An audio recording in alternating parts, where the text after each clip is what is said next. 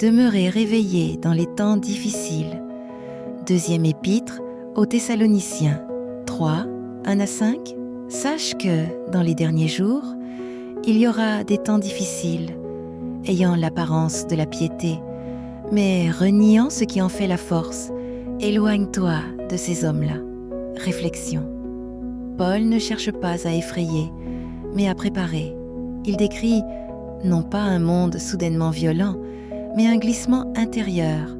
Le cœur se replie sur lui-même, l'argent devient une idole, le plaisir prend la place de Dieu. La liste est longue et lourde, non pour être mémorisée, mais pour être reconnue.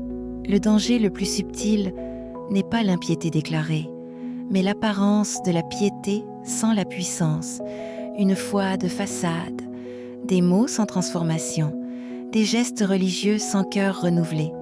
Paul invite à la vigilance relationnelle.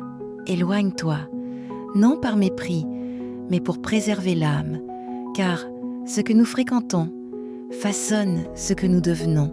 Dans des temps difficiles, la sainteté n'est pas un luxe, elle est une nécessité pour demeurer libre. La force de la piété, c'est la présence vivante du Christ. Elle transforme l'ego en service, l'avidité en générosité, le plaisir en joie profonde. Là où cette force demeure, l'espérance ne s'éteint pas. Prière, Seigneur Jésus, donne-moi le discernement pour ces temps.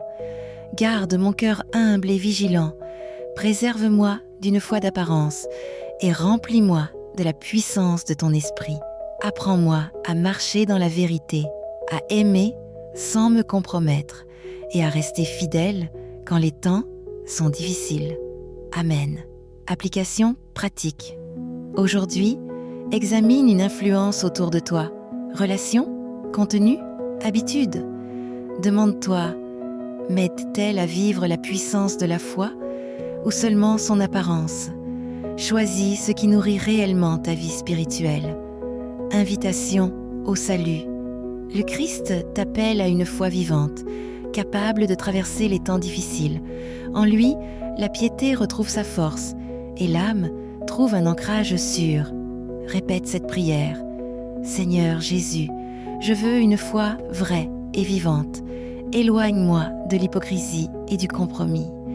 Renouvelle mon cœur par ton esprit et fais-moi marcher fidèlement avec toi. Je te reçois comme mon Sauveur et mon Seigneur. Amen.